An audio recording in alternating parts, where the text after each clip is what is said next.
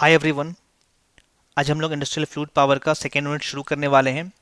Second unit का बहुत सारा टॉपिक ऑलरेडी अपलोडेड है, बट कुछ पंप के बारे में हमें अपलोड करना रिमेनिंग बच गया था, पोर्शन बचा हुआ था, तो उसको हम लोग कवर कर लेंगे। अगर आप इंडस्ट्रियल फ्लूइड पावर का नोट्स लेना चाहते हैं तो वीडियो के डिस्क्रिप्शन में उसका लिंक अवेलेबल है। इंस्टा मोजो करके एक लिंक होगा, आप चाहें तो वहाँ से डाउनलोड कर सकते हैं। सारे यूनिट का वहाँ पर जो भी लेक्चर मैंने यहाँ पर कवर किया है, जो भी टॉपिक आपके सिलेबस में दिया है, सारा नोट्स वहाँ पर अवेलेबल है। आप चाहें तो उसको परचेज कर सकते हैं, नीचे में उसका ऑलरेडी लिंक अवेलेबल है। और चैनल को अगर सपोर्ट करना चाहते हैं तो उसके लिए भी एक लिंक है pekun.in का, वहाँ से भी आप सपोर्ट कर सकते हैं। और वीडियो को देखने के बाद लाइक और शेयर ज़रूर कीजिएगा। तो शुरू करते हैं हमारा टॉपिक हाइड्रोलिक पंप। तो हाइड्रोलिक पंप ऑलरेडी आप जानते हैं, फोर्थ सेमेस्टर मैकेनिकल में ऑलरेडी आप लोग पढ़ चुके हैं हाइड्रोलिक पंप क्या होता है। तो हाइड्रोलिक पंप का मेन काम क्या होता है, इसका काम आप लोगों को पता है। एनर्जी के फॉर्म में हम लोग बात कर रहे हैं। ये क्या करता है हाइड्रोलिक पंप, मैकेनिकल एनर्जी को कन्वर्ट करता है हाइड्रोलिक एनर्जी में। हाइड्रोलिक पंप का यही काम है, मैकेनिकल एनर्जी को कन्वर्ट करता है हाइड्रोलिक एनर्जी में। मैकेनिकल एनर्जी जो हमें मिलता है वो कहाँ से मिलता है, कुछ हम लोग वहाँ पर प्राइम मूवर लगाते हैं, जो कि आपका इलेक्ट्रिकल मोटर हो सकता है या फिर आप इंजन भी लगा सकते हैं। तो देखेंगे यहाँ पर हम लोग क्या लगाते हैं। ऐसे जनरली जो पंप हम लोग यूज़ करते हैं वहाँ पर आप इंजन भी लगा सकते हो या फिर इलेक्ट्रिकल पंप भी, वहाँ इलेक्ट्रिकल मोटर भी लगा सकते हो, दोनों में से कुछ भी लगा सकते हो। इसका मेन काम है मैकेनिकल एनर्जी को हाइड्रोलिक एनर्जी में कन्वर्ट करना। तो अब हम लोग यहाँ पर बात करेंगे कि हाइड्रोलिक सिस्टम में जो पंप होता है वो जो सिस्टम का एक हार्ट के फॉर्म में काम करता है। जो हाइड्रोलिक पंप होता है वो हाइड्रोलिक सिस्टम का क्या होता है, हार्ट होता है। बिकॉज हाइड्रोलिक पंप के हेल्प से ही हम लोग जो फ्लूइड में होता है, हम लोग फ्लूइड के प्रेशर को इंक्रीज कर पाते हैं और उसके प्रेशर को इंक्रीज करके हम लोग वहाँ से फोर्सेज में कन्वर्ट करते हैं और बाहर में फिर आउटपुट पे हमें जो भी हमें वर्क करना होता है वो वर्क हम लोग कर पाते हैं। तो इसलिए इसको बोला जाता है कि ये एक तरह का सिस्टम का हार्ट होता है। अपने बॉडी में भी एक हार्ट होता है जिसका मेन काम क्या है, ब्लड को पंप करना, उसको डिफरेंट पोर्शन तक पहुंचाना।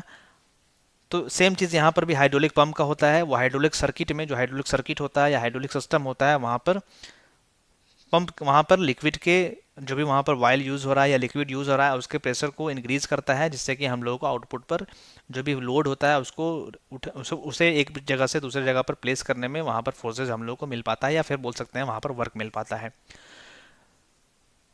अब इसको रोटेट करने के लिए हम लोग कुछ प्राइम मूवर लगाते हैं। जनरली हम लोग हाइड्रोलिक सिस्टम में हम लोग इलेक्ट्रिक मोटर जो होता है, जो मोटर लगा हुआ होता है, उस मोटर के हेल्प से हम लोग वहाँ पर काम करते हैं। तो पॉइंट वाइज पहले देख लेते हैं क्या क्या है यहाँ पर। फर्स्ट पॉइंट बोल रहा है the function of pump is to convert mechanical energy into hydraulic energy. Already हम लोग जानते हैं पंप क्या करता है, मैकेनिकल एनर्जी को हाइड्रोलिक एनर्जी में कन्वर्ट करता है। ये मैकेनिकल एनर्जी हम लोगों को कहाँ से मिलता है, जो मोटर हम लोग यूज़ करते हैं इलेक्ट्रिकल मोटर, वो हमें मैकेनिकल एनर्जी देता है। मोटर में हम लोग इलेक्ट्रिसिटी सप्लाई करते हैं, इलेक्ट्रिसिटी के हेल्प से वो क्या करता है, वहाँ पर हमें मैकेनिकल एनर्जी में कन्वर्ट होता है। अब मोटर के हेल्प से हम लोग मैकेनिकल एनर्जी पंप को देते हैं और पंप क्या करता है, उस मैकेनिकल एनर्जी को इलेक्ट्रिकल हाइड्रोलिक एनर्जी में कन्वर्ट करता है। मतलब वैसा एनर्जी जो लिक्विड के पास आता है उसको हम लोग बोल देते हैं कि हाइड्रोलिक एनर्जी है। वो लिक्विड के पास जो एनर्जी आएगा, अब वो हाइड्रोलिक एनर्जी प्रेशर के भी फॉर्म में हो सकता है और काइनेटिक एनर्जी के फॉर्म में हो सकता है, बट यहाँ पर हाइड्रोलिक सिस्टम में हम लोग प्रेशर के फॉर्म में एनर्जी के बारे में बात करते हैं। बट जो जनरल पंप है, जनरलाइज पंप है, वहाँ पर काइनेटिक एनर्जी के फॉर्म में भी हो सकता है हाइड्रोलिक एनर्जी, और प्रेशर के फॉर्म में भी हो सकता है। तो ये फर्स्ट पॉइंट हमने देख लिया। अब सेकंड देखते हैं। It is heart of any hydraulic system because it generates the force necessary to move the load. वही बोल रहा है जो मैंने अभी बताया कि ये हाइड्रोलिक सिस्टम का हार्ट होता है, बिकॉज ये जनरेट करता है forces necessary to move the load. जो भी लोड उस पर होता है, जो भी आउटपुट पे हमें लोड है, जिसे हमें एक प्लेस से दूसरे प्लेस पर ले जाना है, जिसे एक प्लेस से दूसरे प्लेस पर ले जाना है, उसके लिए ये फोर्स को जनरेट करता है, इसलिए ये हार्ट होता है। थर्ड हम लोग देख लेते हैं, mechanical energy delivered to the pump using prime mover such as electric motor. वही बोल रहा है जो मैंने अभी आपको बताया, जो मैकेनिकल एनर्जी यहाँ पर ऑब्टेन होता है पंप में या पंप को दिया जाता है, वो हम लोग प्राइम मूवर कुछ लगा देते हैं। मतलब प्राइम मूवर के फॉर्म में हम लोग इलेक्ट्रिक मोटर यहाँ पर लगाकर, मतलब जो भी हाइड्रोलिक सिस्टम है वहाँ पर इलेक्ट्रिक मोटर की हेल्प से पंप को रोटेट कराया जाता है, पंप के शाफ्ट को रोटेट कराया जाता है, जैसे कि हम लोग वहाँ पर एनर्जी गेन करते हैं, मैकेनिकल एनर्जी गेन करते हैं, और फिर वहाँ से हम लोग को मैकेनिकल एनर्जी से फिर हाइड्रोलिक एनर्जी में वहाँ पर एनर्जी हम लोग को मिल पाता है। तो ये हमने देखा, यहाँ पर बेसिक इसका देख लिया। अब इसका टाइप्स देख लेते हैं, पॉइंट वाइज सारे सारे डिस्कस कर लेंगे हम लोग। तो अब क्लासिफिकेशन देखते हैं तो दो टाइप का पंप का क्लासिफिकेशन होता है, बट ये हम लोग जनरलाइज पंप के बारे में बात कर रहे हैं। फिर बात करेंगे कि हाइड्रोलिक सिस्टम में हम लोग यहाँ पर कौन सा पंप यूज़ करते हैं। ये पंप का क्लासिफिकेशन हो रहा है, तो पंप कितने टाइप का होता है, तो जनरली टू टाइप का हम लोग पढ़ते हैं पंप, पॉजिटिव डिस्प्लेसमेंट पंप और नॉन पॉजिटिव डिस्प्लेसमेंट पंप। अब ये होता क्या है ऑलरेडी आप ऑलरेडी पहले से भी जानते होंगे, बट यहाँ पर फिर भी हम लोग देख लेते हैं। तो फर्स्ट हमने बताया पॉजिटिव डिस्प्लेसमेंट या नॉन पॉजिटिव डिस्प्लेसमेंट ले लीजिए, सेकंड हो जाएगा पॉजिटिव डिस्प्लेसमेंट पंप। तो नॉन पॉजिटिव डिस्प्लेसमेंट पहले देख लेते हैं, फिर उसके बाद हम लोग पॉजिटिव डिस्प्लेसमेंट देख लेंगे। नॉन पॉजिटिव को पहले हमने यहाँ पर रखा है बिकॉज नॉन पॉजिटिव के बारे में हाइड्रोलिक सिस्टम में ज़्यादा हमें नहीं पढ़ना होता है, हमें हाइड्रोलिक सिस्टम में पॉजिटिव डिस्प्लेसमेंट पंप के बारे में ही पढ़ना होता है। वो क्यों होता है वो आगे हम लोग अभी देखने वाले हैं। तो नॉन पॉजिटिव डिस्प्लेसमेंट पंप देख लेते हैं सबसे पहले। तो नॉन पॉजिटिव डिस्प्लेसमेंट पंप में जो भी प्रेशर जनरेट होता है वो यहाँ पर रोटेशन के वजह से जनरेट होता है। वहाँ पर इम्पेलर लगा हुआ होता है, वो एक मोटर के हेल्प से हम लोग वहाँ पर एनर्जी सप्लाई करते हैं, जिससे कि हम लोगों को वहाँ पर प्रेशर जनरेट होता है वाटर में। तो यहाँ पर इम्पेलर होता है जो जनरली रोटेट करते रहता है, कुछ शाफ्ट से कनेक्टेड होता है। इलेक्ट्रिकल एनर्जी से हम लोग मोटर में इलेक्ट्रिकल एनर्जी सप्लाई करते हैं। मोटर क्या करता है उसको मैकेनिकल में कन्वर्ट करता है, मतलब शाफ्ट को रोटेट करता है। उस शाफ्ट से वो इम्पेलर कनेक्टेड होता है और इम्पेलर कंटिन्यूसली रोटेट करते रहता है। तो उसी के रोटेशन के वजह से यहाँ पर हम लोगों को प्रेशराइज्ड फ्लूइड मिलता है, प्रेशर के फॉर्म में वहाँ पर फ्लूइड मिलता है। वही हमारा नॉन पॉजिटिव डिस्प्लेसमेंट पंप है। यहाँ पर जो कोई भी फ्लूइड का जो प्रेशर मिलता है या उसके पास जो एनर्जी गेन होता है वो डिस्प्लेसमेंट की वजह से नहीं होता है, ये उसका इनर्शिया की वजह से होता है। मतलब इंपेलर कंटिन्यूसली रोटेट कर रहा है तो क्या करेगा, वो जो भी उसमें फ्लूइड जा रहा है, जो भी उसमें लिक्विड जा रहा है, वो क्या करेगा, उसको बाहर की तरफ सप्लाई करेगा। उसके पास काइनेटिक एनर्जी आएगा, उस काइनेटिक एनर्जी से फिर हम लोग आगे उसको कन्वर्ट कर सकते हैं हेड के फॉर्म में, मतलब कहीं पर भी हमें सप्लाई करना है तो उसको हम लोग भेज सकते हैं। तो यहाँ पर जो नॉन पॉजिटिव डिस्प्लेसमेंट पंप है, ये जो होता है इसमें डिस्चार्ज हमें ज़्यादा मिलता है, मतलब जो अमाउंट जो लिक्विड का बाहर आएगा यहाँ से वो ज़्यादा क्वांटिटी में होता है, बट उसका प्रेशर बहुत ज़्यादा नहीं होता है। प्रेशर जनरली 17, 18, 20 के बार के आसपास ही होता है। यहाँ पर ज़्यादा प्रेशर यहाँ पर हमें नहीं मिल पाता है। यहाँ पर जो भी वॉल्यूम डिस्प्लेस होता है, वॉल्यूम जो मिलता है, जो भी डिलीवर होता है वो पंप का, वो रोटेशन पे ही डिपेंड करता है, वो स्पीड पे ही डिपेंड करता है। स्पीड जितना ज़्यादा पंप रोटेट करेगा वहाँ पर उतना ज़्यादा हमें वहाँ पर डिस्चार्ज मिलेगा, बट उसका भी लिमिटेशन है, बहुत ज़्यादा हम लोग स्पीड भी नहीं कर सकते हैं। बट ये जो पंप होता है नॉन पॉजिटिव डिस्प्लेसमेंट पंप, यहाँ पर हमें ज़्यादा अमाउंट में क्वांटिटी में फ्लूइड बाहर मिलता है, बट उसका प्रेशर जो होता है वो कम होता है। बाकी चीज़ें हम लोग पॉइंट वाइज देख लेते हैं, बेसिक चीज़ें हमने डिस्कस कर लिया है। On this pump the fluid pressure is pressurized by the rotation of propeller and the fluid pressure is proportional to the rotor speed. यहाँ पर जो होता है फ्लूइड प्रेशर वो प्रेशराइज्ड होता है रोटेशन ऑफ प्रोपेलर से, मतलब प्रोपेलर जो कनेक्टेड है उसमें या जो शाफ्ट कनेक्टेड है, शाफ्ट से इम्पेलर कनेक्टेड होता है। इम्पेलर कंटिन्यूसली रोटेट करते रहता है। इम्पेलर कैसा होता है, ऐसे अंदर में यहाँ पर शाफ्ट लगा होता है, यहाँ पर बकेट के फॉर्म में होता है। ऑलरेडी आप पंप देखे हुए होंगे, सेंट्रीफ्यूगल पंप इसका बेस्ट एग्जांपल है। इस टाइप से इम्पेलर कनेक्टेड होता है और सेंटर पर ही वाटर का सप्लाई किया जाता है, या फिर जो भी लिक्विड इसमें सेंटर पर सप्लाई होगा वो रोटेशन की वजह से कंटिन्यूसली बाहर की तरफ हाई स्पीड में बाहर निकलता है। तो वही नॉन पॉजिटिव डिस्प्लेसमेंट पंप होता है।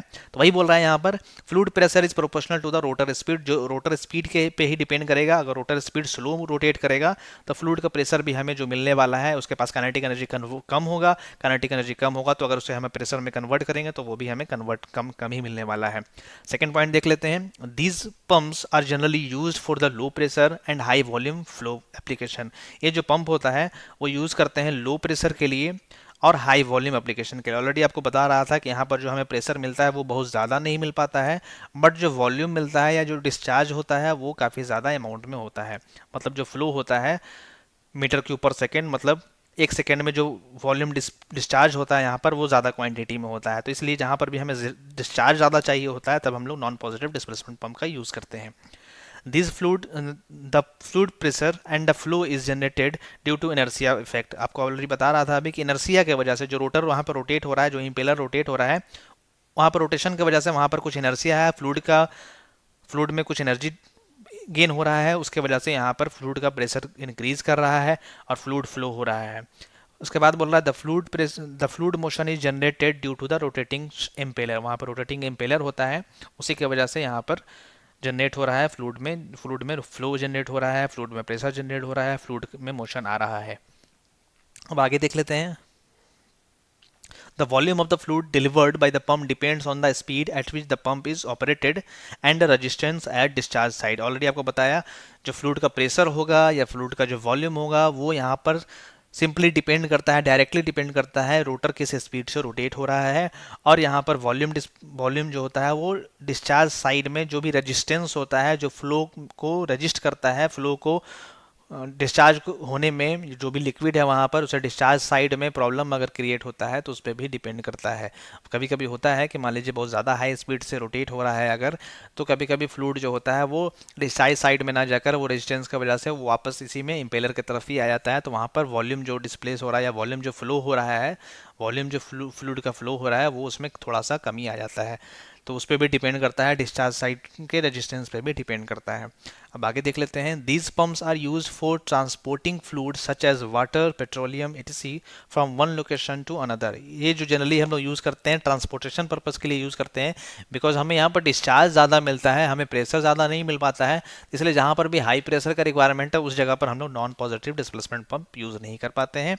बस इसका यूज़ हम लोग जहाँ पर डिस्चार्ज ज़्यादा हमें करना होता है या फिर काफ़ी लॉन्ग डिस्टेंस पर ट्रेवल कराना पड़ता है, ट्रांसपोर्ट करना पड़ता है, वहाँ पर हम लोग वाटर का ट्रांसपोर्टेशन कर रहे हैं या पेट्रोल एक जगह से दूसरी जगह भेज रहे हैं, तो हम लोग वहाँ पर इस टाइप का पंप यूज़ करते हैं। इसका बेस्ट एग्जांपल कौन सा होता है? Centrifugal pump. आप ऑलरेडी काफ़ी फेमस है ये, जनरली घरों में पहले जो छोटा मोटा जो यूज़ किया जाता था सेंट्रीफ्यूगल पंप ही यूज़ किया जाता था, अब तो समर्सिबल भी यूज़ हो जा रहा है, बट जनरली जो पहले यूज़ होता था छोटा मोटा जो बोलते हैं 1 kb का है 2 kb का है, वो सेंट्रीफ्यूगल पंप ही यूज़ हम लोग करते थे। सेंट्रीफ्यूगल पंप का यूज़ किया जाता था। अब देख लेते हैं। These pumps are not use in fluid power industry because they are not capable of withstanding high pressure. ये जो फ्लूइड है जो पंप है ये फ्लूइड पावर इंडस्ट्री में यूज़ नहीं किया जाता है, बिकॉज यहाँ पर हाई प्रेशर को विथ स्टैंड करने के लिए ये कैपेबल नहीं है, बिकॉज हाई प्रेशर हमें मिलेगा नहीं। जब हाई प्रेशर हम लोग को नहीं मिलेगा तो हम लोग क्या करेंगे, जो भी हमें लोड आउटपुट पे चाहिए या जो वर्क हमें डिस्प्लेस करना है एक जगह से दूसरी जगह लोड को ले जाना है, वहाँ पर जितना हमें फोर्सेस का रिक्वायरमेंट है वो रिक्वायरमेंट फुलफिल नहीं होगा, बिकॉज प्रेशर जो लिक्विड आ रहा है जिसकी वजह से हम लोग एक्चुएटर में लिक्विड को सप्लाई करके मूवमेंट दे रहे हैं, वो मूवमेंट हमें प्रॉपर नहीं मिलेगा, तो वो जो हाइड्रोलिक सिस्टम है वो फेल हो जाएगा, वो हम लोगों को प्रॉपर वर्क नहीं करेगा। इसलिए इस टाइप का हम लोग नॉन पॉजिटिव डिस्प्लेसमेंट पंप का यूज़ हाइड्रोलिक सिस्टम में नहीं करते हैं, बिकॉज इसका प्रेशर ज़्यादा नहीं होता है। तो अगर आपसे कोई पूछता है कि हाइड्रोलिक पंप जो नॉन पॉजिटिव डिस्प्लेसमेंट पंप है वहाँ पर उसका यूज़ हम लोग फ्लूइड पावर इंडस्ट्री में क्यों नहीं करते हैं, तो आपको बता देना है, बिकॉज यहाँ पर प्रेशर बहुत ज़्यादा हमें नहीं मिलता है। मैक्सिमम कैपेसिटी जो इसका प्रेशर का होता है वो 20 बार तक आई थिंक उसके आसपास होता है। डेटा वेरी भी कर सकता है बुक टू बुक, इसलिए अप्रॉक्स आप याद रखिए कि लगभग 20 बार के आसपास इसका मैक्सिमम प्रेशर होता है। और जो पॉजिटिव डिस्प्लेसमेंट पंप होता है जो हाइड्रोलिक सिस्टम में यूज़ होता है वो प्रेशर 100 बार, 200 बार, 150 बार, 300 बार तक वो जनरेट करता है, तो इसलिए काफ़ी ज़्यादा इसके कंपेरिजन में काफ़ी ज़्यादा है, तो इसलिए वहाँ पर हम लोग पॉजिटिव डिस्प्लेसमेंट पंप का यूज़ हाइड्रोलिक सिस्टम में करते हैं। अब ये देख लेते हैं, इमेज आप ऑलरेडी देखे हुए होगा, सेंट्रीफ्यूगल पंप इसका एग्जांपल है। तो सेंट्रीफ्यूगल पंप में ऐसा ही रहता है, ऑलरेडी आप 4th सेमेस्टर में पढ़े होंगे। ये इम्पेलर है, बीच में आपको दिख रहा होगा, इम्पेलर ही कंटिन्यूसली रोटेट होते रहता है। बीच में ये आई है जहाँ पर हम लोग वाटर सप्लाई करते हैं, जहाँ में पाइप कनेक्टेड होता है, सक्शन पाइप कनेक्टेड होता है, वहाँ से वाटर इन करता है, और प्रेशर के डिफरेंस की वजह से ही वो कंटिन्यूसली शक होते रहता है और रोटेशन मिलते रहता है यहाँ पर इम्पेलर पर, और रोटेट करके वाटर को आउटलेट पे सप्लाई करता है, डिस्चार्ज साइड में भेजता है। तो ये सेंट्रीफ्यूगल पंप हो गया। अब आगे हम लोग देख लेते हैं पॉजिटिव डिस्प्लेसमेंट पंप। तो पॉजिटिव डिस्प्लेसमेंट पंप क्या होता है? यहाँ पर वाटर को डिस्प्लेस किया जाता है किसी एलिमेंट के थ्रू। पंप में कोई एलिमेंट होता है उसके थ्रू हम लोग डिस्प्लेस करते हैं और उसको मूव करते हुए आउटलेट तक ले जाते हैं, मतलब किसी भी एलिमेंट के हेल्प से उसको कंटिन्यूसली रोटेट करते हैं या मूव करते हैं, बोल सकते हैं डिस्प्लेस करते हैं, डिस्प्लेस करके आउटलेट तक ले जाते हैं, इसलिए इसको बुलाया जाता है पॉजिटिव डिस्प्लेसमेंट पंप। वहाँ पर डिस्प्लेसमेंट हो रहा है विद द हेल्प ऑफ कुछ एलिमेंट वहाँ पर लगा हुआ है, इसलिए यहाँ पर जो प्रेशर हमें मिलता है वो काफ़ी हाई मिलता है, बट डिस्चार्ज जो होता है यहाँ पर वो डिस्चार्ज कम होता है। तो इसका यूज़ हम लोग हाइड्रोलिक सिस्टम में करते हैं, बिकॉज यहाँ पर जो प्रेशर हमें गेन होता है वो काफ़ी ज़्यादा होता है। हमें डिस्चार्ज से मतलब नहीं होता है, यहाँ पर हमें आउटपुट पे प्रेशर हमें ज़्यादा मिलना चाहिए, ज़्यादा मिलेगा तभी हम लोग वहाँ पर जो भी लोड हो रहा है एक्चुएटर पर वो लोड वहाँ पर ओवरकम हो जाएगा। यहाँ पर एक और बेनिफिट है पॉजिटिव डिस्प्लेसमेंट पंप में, जो फ्लो होता है वो फिक्स्ड अमाउंट फ्लो होता है, मतलब कंटिन्यूसली कांस्टेंट फ्लो रेट होता है। इसके वजह से हम लोग इसका यूज़ हाइड्रोलिक सिस्टम में करते हैं, बिकॉज हमें वहाँ पर जो भी मैकेनिकल लोड है जो आउटपुट पे हमें हाइड्रोलिक सिस्टम पे के आउटपुट पे जो हमें चाहिए, जो लोड चाहिए या जो बोल सकते हैं फोर्सेस चाहिए, वो अगर कांस्टेंट फ्लो रेट रहेगा तभी हम लोग वहाँ पर सेम मैकेनिकल लोड या मैकेनिकल लोड को वहाँ पर एक जगह से दूसरी जगह ले जा पाएंगे, या फिर जो भी फ्रिक्शन के वजह से फ्लो में रेजिस्टेंस है उसको हम लोग ओवरकम कर पाएंगे। तो वो सब हम लोग पॉजिटिव डिस्प्लेसमेंट पंप के हेल्प से ही कर पाते हैं। तो देख लेते हैं पॉइंट वाइज, बाकी चीज़ें जो भी है यहाँ पर डिस्कस कर लेंगे। It is use for high pressure and low volume of fluid. ये जो यूज़ किया जाता है वो हाई प्रेशर के लिए यूज़ किया जाता है, और लो वॉल्यूम जहाँ पर फ्लूइड का डिस्चार्ज होता है लो वॉल्यूम में होता है वहाँ पर यूज़ किया जाता है। It is self priming. Pump के केस में एक टर्म आता है प्राइमिंग, वही है यहाँ पर, इसको प्राइमिंग बोलते हैं। प्राइमिंग जनरली हम लोग सेंट्रीफ्यूगल पंप में पहले करते थे। सेंट्रीफ्यूगल पंप में होता क्या था कि जब पंप काफ़ी टाइम तक रखा रहता था तो वहाँ पर हम लोग वहाँ पर अंदर साइड में जो एम्पेलर के साइड में है वाटर वहाँ पर नहीं हो पाता था। वाटर नहीं रहने की वजह से जब हम लोग पंप को रोटेट करते थे तो वो वाटर को या लिक्विड को रिजर्वायर से या जहाँ पर भी वो स्टोर किया हुआ है सक्शन टैंक जो है उसका टैंक से शक नहीं कर पाता था।